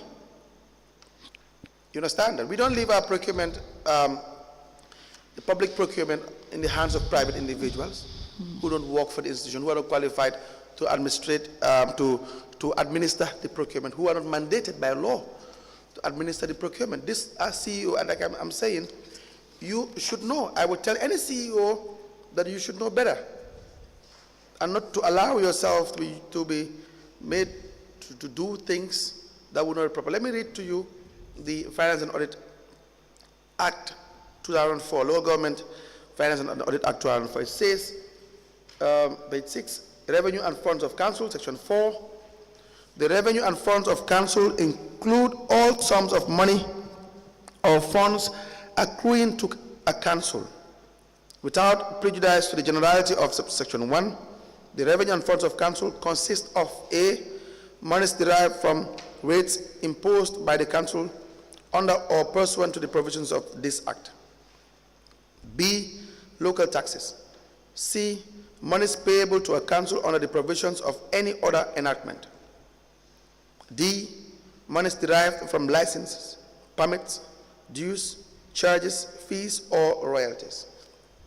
E, receipts derived from any public utility concern or any service of undertaking belonging to or maintained by a council, either in whole or in part. F, rents derived from the letting or leasing of any building or land belonging to a council. G, project funds, donations, and grants other than from general revenue. Do you see that? Yes. So the list goes on. H, endowments. I, sums appropriated by National Assembly. J, any sums of money which may lawfully be assigned to a council by any public corporation. K, returns on investment. And such other sums of money as may be granted to a council by any other council. So this comprises of the revenue of council. Right. Donations once received, because it becomes council's property, Revenue, council's yeah. funds, council's revenue. You understand that? Yes. So it it should be subject to the relevant laws that guides the how the monies are received and spent. It has to be in accordance with the laws. Not for someone to say, no, you have money, I have negotiated with XYZ, this is the amount, is the best deal you have, pay the money. No, it's not an individual's interest. Do you understand that? Yes, I totally agree. So Council. that is the issue we have. And so this procurement did not follow any procurement regulation or guidelines or the act. It did not follow due process, because even the procurement manager, after we received instruction to pay Simon Madi the amount, Simon A. Madi, Yes. the procurement manager at the time was Fatu Saho, was instructed to prepare the documents. When she came to my office, Yes. she raised the issue, and we discussed over it, but we did not have much authority or power to do otherwise. But why? Because of the environment. What environment? Council, I said it in my statement. I know you have It been was saying intimidating. The environment was intimidating, and we were forced to do things that we did not want to do. Yes. Yes. But next time, don't do it. I learned my lesson. It is easier to say, I will not do it and lose your job than do what someone else's want to save your job. That I have to tell you. Like in the case of the example of the former acting CEOs. Yes. Yes. Who was the former acting CEO? Salam and Jai. Yes. Yeah, her case was always brought up, as a means of intimidating me, that if I don't do what they want me to do, they will resolute not to work with me. Yes. And that's what exactly they did to me. Absolutely. Yes. You have a point. I think they've heard you, the commissioners have heard you. Salama will come, will explain. KMC have not kept a CEO that is consistent for a long time, since 2018. I wouldn't have seen one. We want to have consistency in our public office. We don't have it. And so your evidence is very important.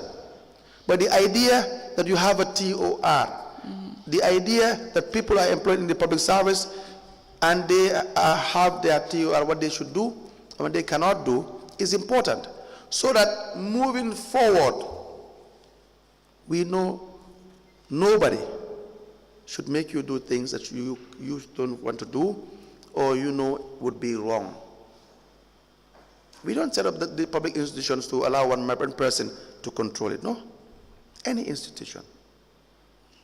Thank you. I think if we are assured of our protection in the course of executing our duties. But it's not in individual's interest, Madam Martins. That's my only point, that we as a people must understand that when we serve the public, we rather go home and sit than be there and be made to do things that are wrong.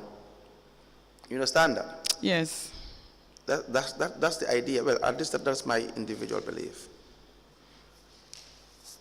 Thank you. Now, any questions regarding the COVID-19? I have some of these documents. Okay. Let's wait for. Let me see, please. Okay.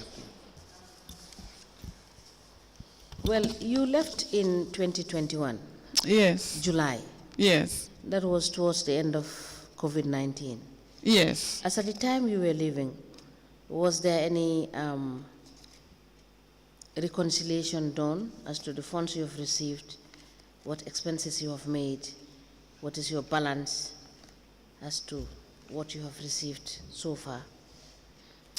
I think the COVID-19 file was requested from my office by an auditor that was contracted by the task force to audit the expenditures, the activities. But I don't think the report was submitted in my presence. I cannot. Was it? Yeah, I think it was for that of the funds received. I think the report was submitted. Please write down and note to check whether an audit was conducted, whether any report was produced as to how the funds were disbursed and expended. All right. So I have some of these documents that I was supposed to provide to the commission. But the guarantees of the welfare by the previous CEOs, I engaged the bank on Friday, and they said they have to receive a letter from the commission, and they themselves will deliver the guarantees themselves. Yes, so I have these ones. This one, Madam Chairperson, you requested to confirm the date. I have the original letter of the letter from Almond Company. It was on the 16th of March, 2020. And this is the facility offer from Ajib Bank to the welfare.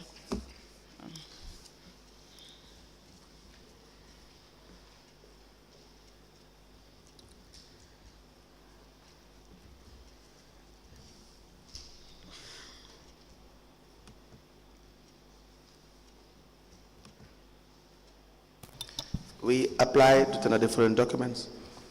A letter from Almond Real Estate, signed by Aliou Danso.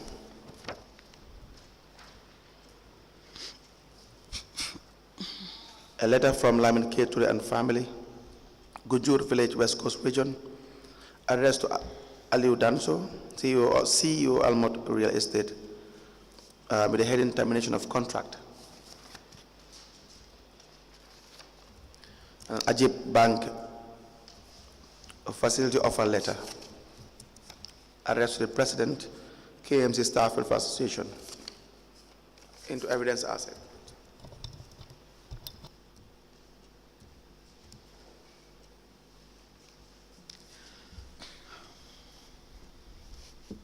Please make copies for.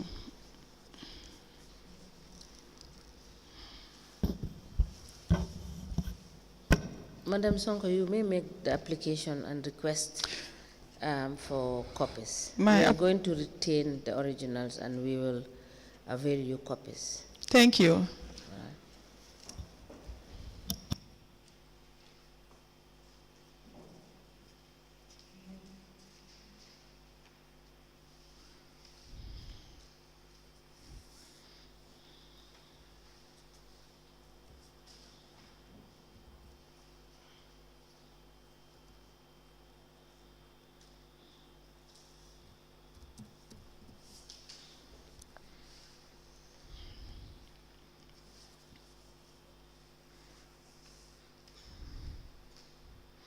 Madam Chair, please, for no-fly contract also, termination of the no-fly contract and the resolution for the embargo on loans and medical policy at the council and the restraining order from the courts, I think the commission should order the council to provide those copies because I would not have access to them.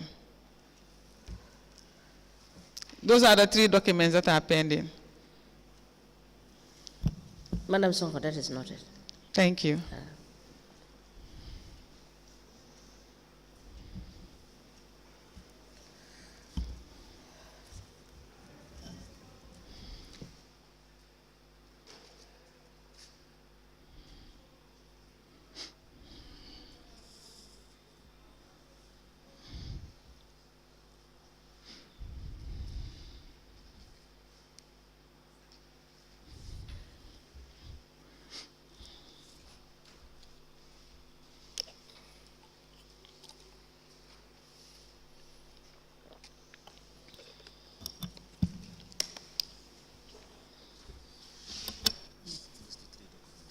Okay.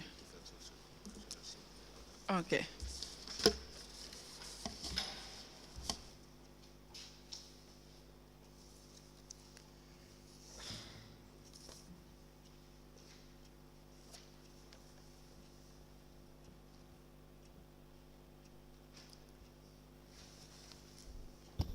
A letter dated the 7th of November 2020.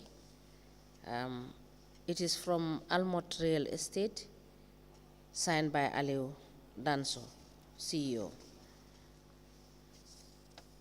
A letter dated the 29th of August 2021 from Lamin K. Toure and family, Gundur Village, West Coast Region, addressed to Aliou Danso, CEO, Almot Real Estate, with the subject termination of contract. It is copied to the SO Gunjur Police Station, Alkalo Gunjur, Kunkujang Village, and the KMC Staff Welfare Association. The letter is signed by Lamin K. Toure and family.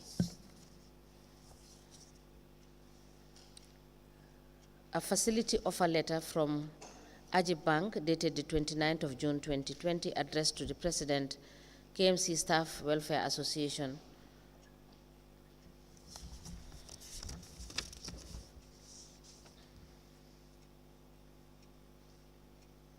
It is signed by Bakari Jawa, President of the KMC Staff Welfare Association, and Bubakar Sanyang, the Treasurer, Kanifing Municipal Council Staff Welfare Association. It is dated the 1st of July 2021.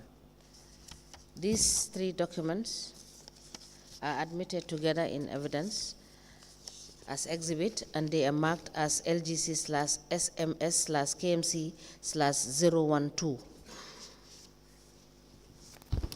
As the commission places.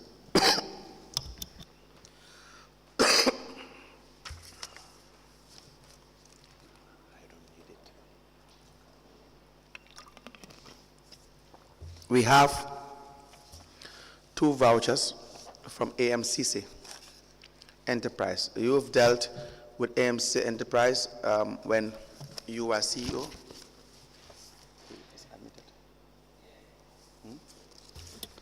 Let me show you the 2 vouchers. Okay. There appears to be 2 payments. There were double payments that made to AMCC, but just please check these 2 vouchers. Double payments. Just check the vouchers first.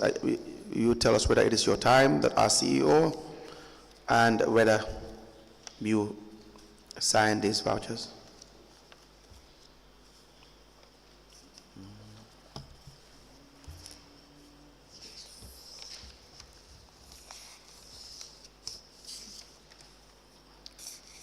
Yes, I signed these vouchers. Both vouchers? Mm-hmm. What were those payments for? That is hiring of bulldozer D6 for dressing of waste at Bakote dump site. And this one too is hiring of bulldozer D6 for, I want to believe it's dressing of waste at Bakote dump site. Okay, may I please see the 2 vouchers?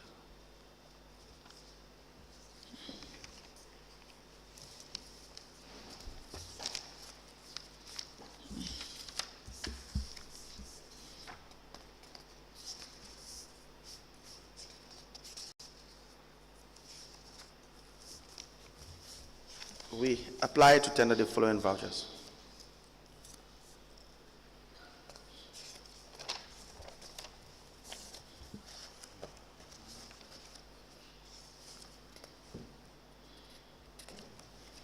The first is dated the 8th of February 2021,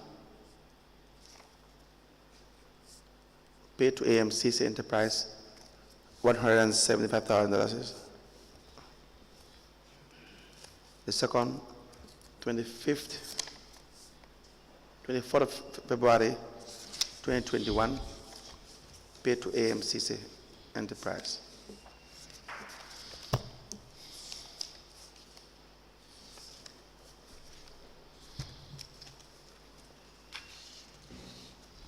to have them admitted into evidence and marked accordingly.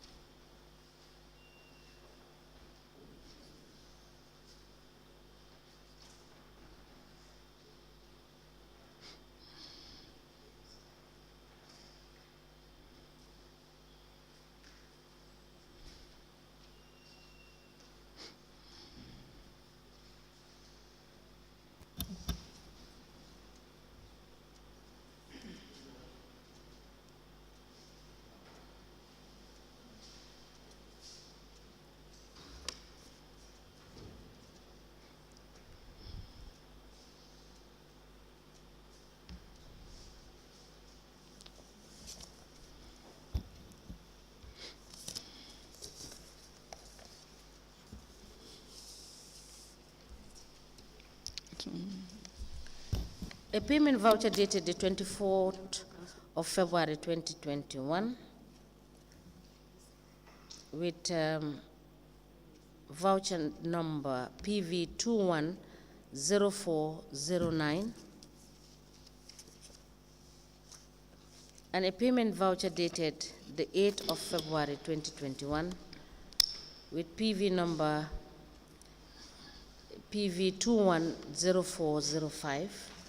These two payment vouchers are admitted in evidence as exhibit, and they are marked as LGC/SMS/KMC/013. As the Commission, please, may I please see Exhibit 013? And Ms. Sonko, these were not the double payments. We have another two vouchers that appears to be double payments. But I will show you these vouchers. These payments made to AMCC are similar to the ones made to Lankaramos Ware for the direction of the backward dome side. How do you guys follow procurement in relation to the hiring of these contractors?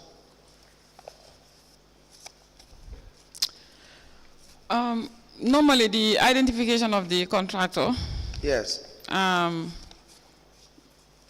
is done and then forwarded to the CEO's office. Yes. Yes. In fact, I found both Lang and AMCC, dealing with the council. Yes. Yes. They appear to be the only people dealing with the council, and they don't even follow procurement. Most of these forms, the procurement officer testified, they were merely procedures that they just follow. Yes. You understand that? Yes. And did you sit over this at the contracts committee level? No, normally it's not forwarded. Why? Because all contracts awarded must follow due process. No, when I started treating these payments, I advised the director of services that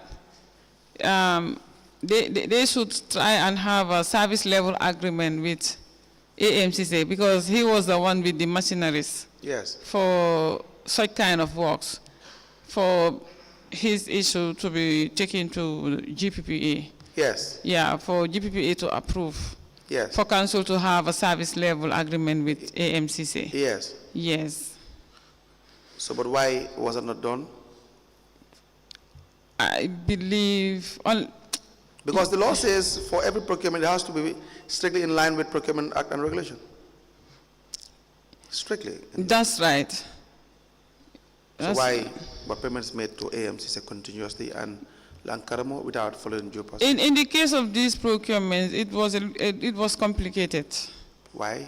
It was How? complicated because the understanding I had was they are the one who do these kind of works. But we don't know And that. they have been doing it for the council since Yes, 2018. but we don't know that. No one knows that. That could be true. But do you want to run an institution based on just mere opinion?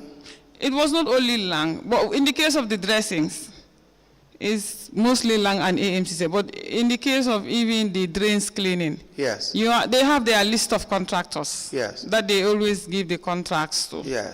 Yes. But my point is, it doesn't even follow due process in the first place. No, it did not. Do you know whether KMC would embark on a market survey at the procurement level to know? Because you would have had your procurement plan for the year, correct? Yes. You have your budget, you have your plan for the year, and so there should be a market survey to know the items that you would be procuring, the services that you'll be procuring, and what the prevailing market price would be, and who would be the people to generally deal with these products or these services. That's right. That should be the case. Yes, but that's not done. No.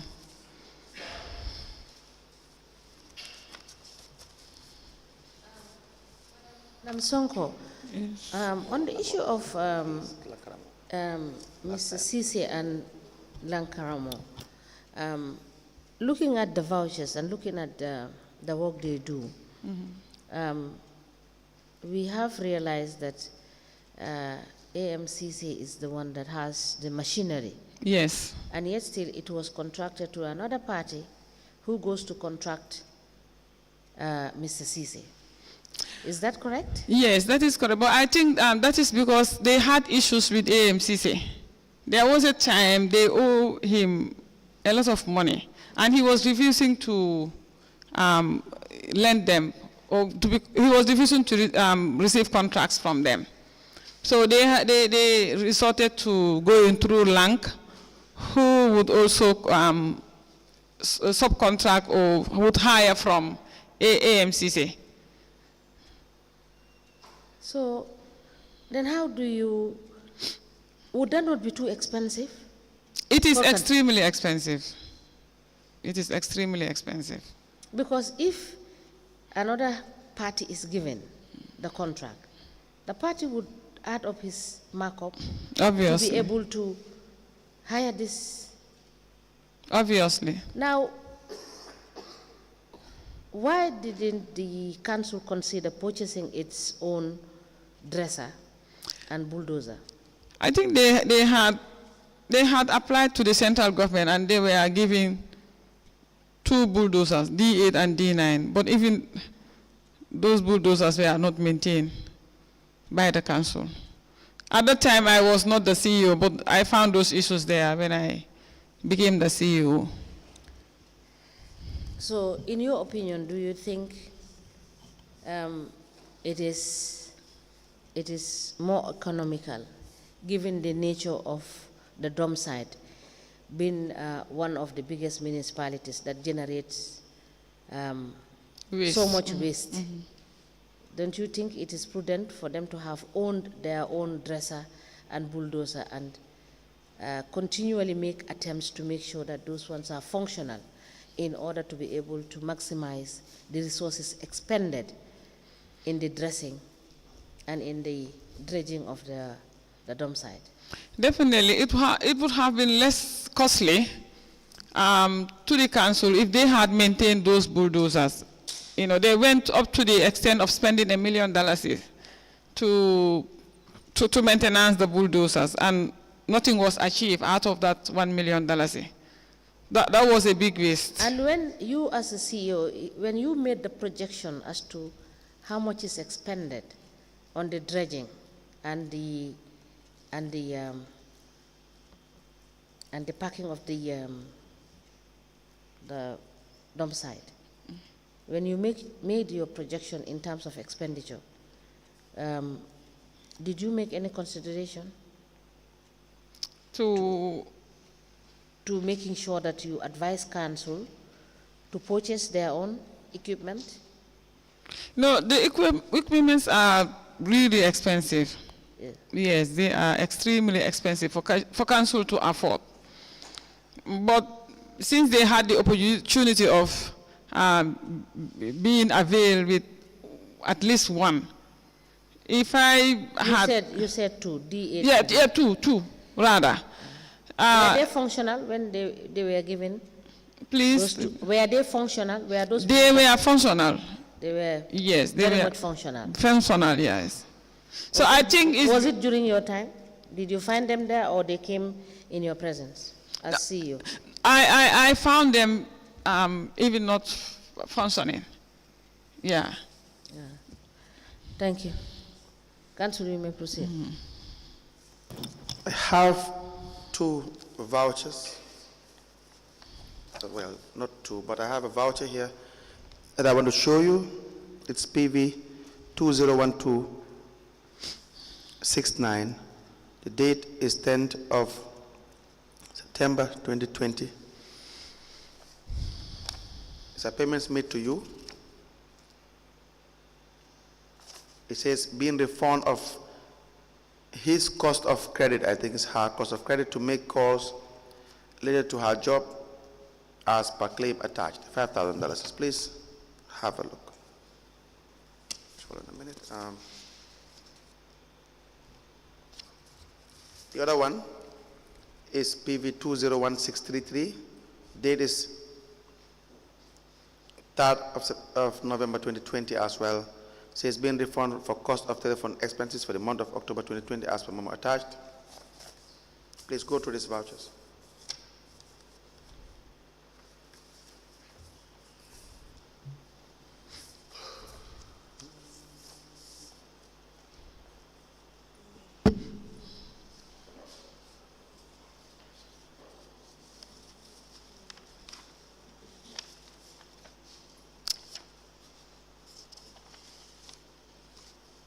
Yes.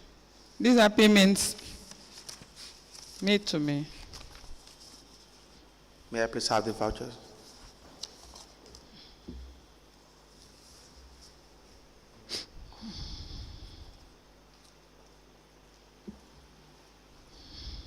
We apply to tender 2 vouchers. The first is PV 201269. The date is 10th of September 2020.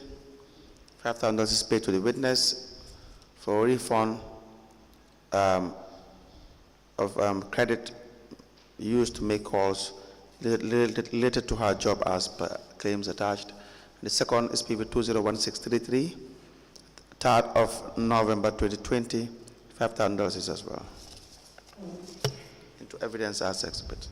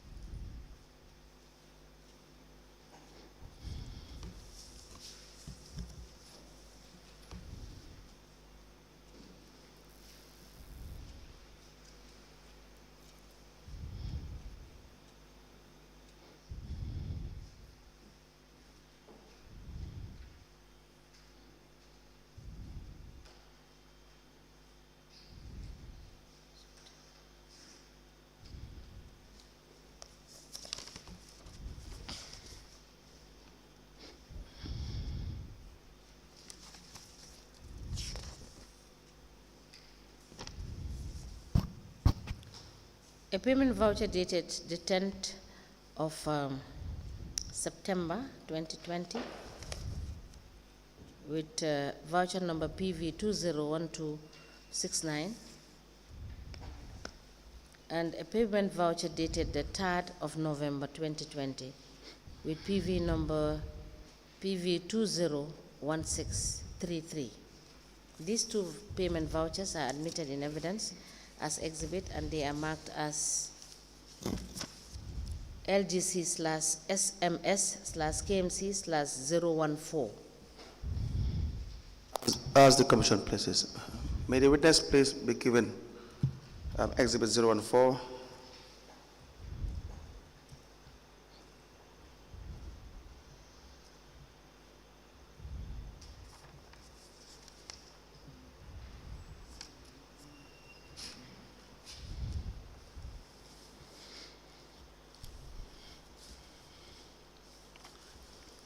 Yes, so both the vouchers were refunded to you.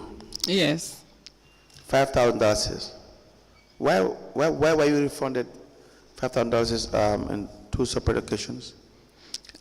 This was a facility for the CEO, and the credit, my line was on postpaid, and I had issues because it's not only the CEO who is benefiting from this. It's the CEO, the deputy CEO. We have our different amounts as per the category. Even the mayor, is giving, I think, about $10,000 monthly. For telephone allowance? For telephone. But normally, it is not included in your salary. It is paid to the GSM company. So my line was on postpaid, and $5,000 is about 2 weeks into the month.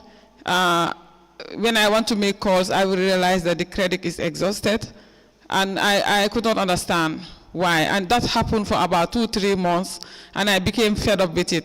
So the amount was just too much for it to be exhausted within 2 months. We investigated with QCell, and it could not be established.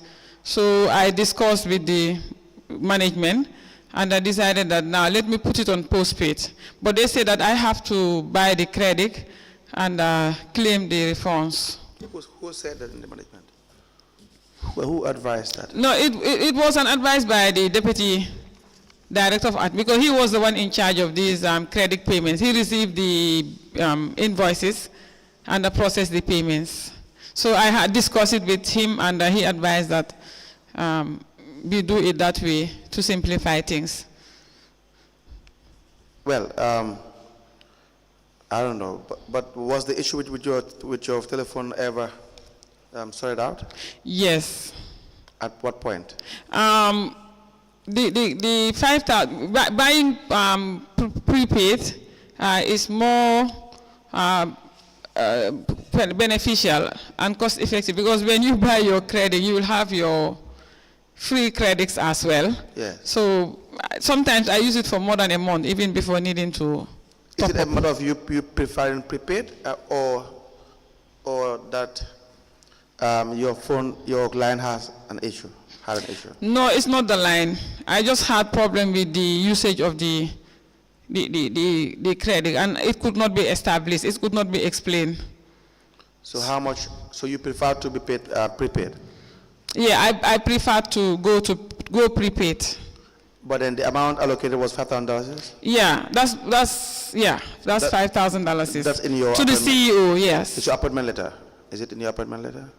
No, it's allowances that I found there, created for the CEO.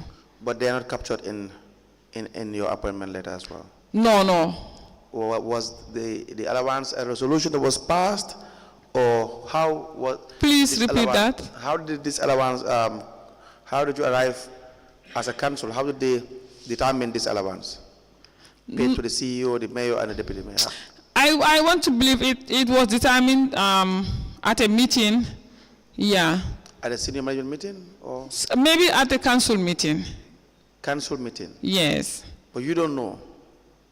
You found that there was a culture at. Yes. I have approved a lot of payments for credits for the mayor, the deputy mayor, myself, and the other directors, the deputy CEO. But not captured in your appointment letters, and also you could not tell the commission whether it was a council resolution or it was a senior management decision.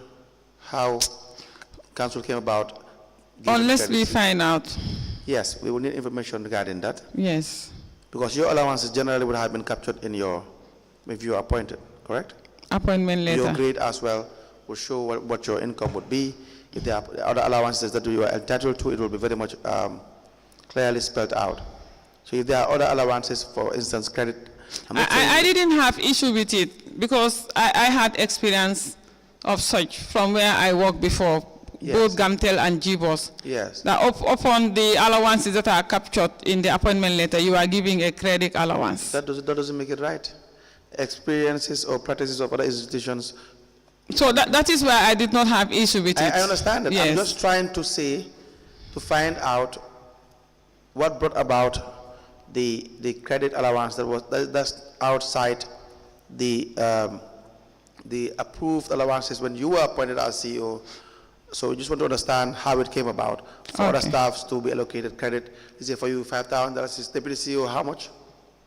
Do you know? How many people benefit from this credit allowance? Do you know? I know the mayor, the deputy mayor, myself, the directors, even the dongles. Council pay for it, the internet dongles. So help us with the decision that was taken in relation to who would be qualified and on what basis. Okay, again, in that case, Madam Chair, I would apply for the commission to order for the council to provide that information. Right now, I cannot access anything from there. Very well, we will look into that. I just ask, Madam, if I may get your evidence. You have said that this is not part of the allowances that are stated. Mm-hmm. Are there any allowances that are not part of the allowances that have been stipulated, that are paid, aside from this telephone allowance? The sitting allowances are not stipulated? Yes, and they are paid. Yes, and what else? Yes, the sitting allowances, general council meetings, committee meetings, yes. Now, if these allowances are not captured, how do you reflect them in the budget? No, they are budgeted as sitting allowances. How do you head these allowances in your budget? How do you head them? They are categorized as sitting allowances. I believe also the credit allowances, there must be a budget line for it. So you have identified it on a particular budget line? Yes. No. Okay, when we come to deal with the finances, we will look at it. Yes. Because if not, it would, you do agree with me that I know. it will be a problem for you to be able to have a balanced budget. Because if expenditures are excluded from what is contained and approved either by the council or otherwise, then there will be a problem in terms of reconciling the budget at the end of the year. Is that not correct? Yes, but when budgeting for the year, for each department, yes, the allowances, everything is captured under that department's salaries and allowances. And the sitting allowances also are budgeted separately. Committee meetings, general council meetings are all budgeted. Okay. When we deal with the budgets, we will look at where this is okay. reflected. Okay. Council, may I just ask one question? This is in relation to the issue of the ecotech. Okay. And we have had evidence that the baseline that you gave ecotech, sorry, before I get to that point, when you came in, was ecotech agreement negotiated in your presence as CEO? Yes. From the beginning? Yes, from the beginning. So you knew everything about the Ecotech Yes. agreement? Yes, I do. Now, why would the council give Ecotech a baseline that is not realistic? That is not realistic. Yes, A baseline of 1.6 million. Ecotech are the one who promise that they can make up to that amount. No. We have had evidence from Mr. Mane, who sat where you sat and said Okay. they have written to the effect that, in fact, you did not, they requested for your financial documents so that they would be able to make assessment Okay. as to whether it is realistic to peg that 1.6 million as their monthly earnable income from the trucks. And after 1 month, they realized, after a period of time, they realized they could only earn from $800,000 to $900,000. Were you aware of that? And there were correspondences to that effect. No. During the trial period, there was a month that 1.8 million was realized. I think that was the reason why we gave them a baseline of 1.6. So you are saying the 1.6 was a realistic figure. So you are telling us that the 1.6 was a realistic figure. It was a realistic figure. Now, we will want you to note to get us the evidence that when they did their trials, they were able to generate 1.8 per month, because we had a different evidence. We had different evidence to that effect. That would be difficult, but because We will, we will note. You will make the application and we'll make the order for them to provide that information. Okay. All right. So now, please go to page 9 of your statement and read the second paragraph up to the line which says, Ecotech, even after the contract awarded. That is from even though we had endless hitches in the process. Read up to where it says, Ecotech, even after the contract awarded. And I will ask you the question that I want you to clarify. On page 9. Page 9, yes, please.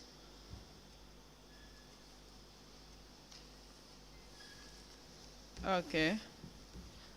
So you want me to start from part 2, right? No, Regarding read from the second paragraph, that is under part 2, second paragraph. even though we had endless hitches. Yes, and you end at Ecotech even after the contract awarded. You end at that point. Okay.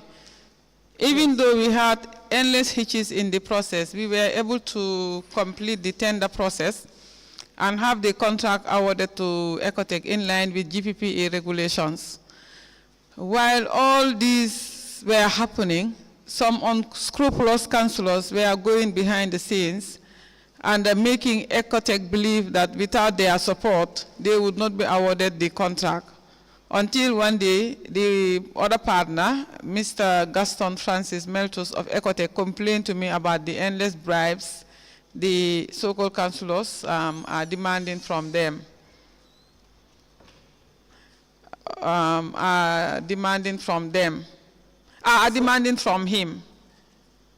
From Ecotech rather, are demanding from Ecotech even after the contract award. Yes, can you tell, please stop there. We will deal with the other ones at the appropriate time. Okay. So what do you mean when you made this statement? Yes, I explained it here that I received complaints, several complaints from Gaston that councillors would go to him and request for support, for their community activities. But do you know when you said request for support and bribe are two different things? That is what I want to clear. I said, do you know a request for support is different from asking for bribery? Because they make them to believe that if they do not support them, they wouldn't be awarded the contract. So that is bribery. Your understanding is that they were asking bribes? Bribery, so that councillors will support them to be awarded the contract. So for purposes of clarity, your understanding is that these councillors were asking bribes Yes. from Mr. Gaston Yes. Meltos. Yes. Thank you. Council, you may proceed. Let me read you your offer of appointment as... Sorry, I think it's already 1 o'clock, so we may, it's a convenient point to stop.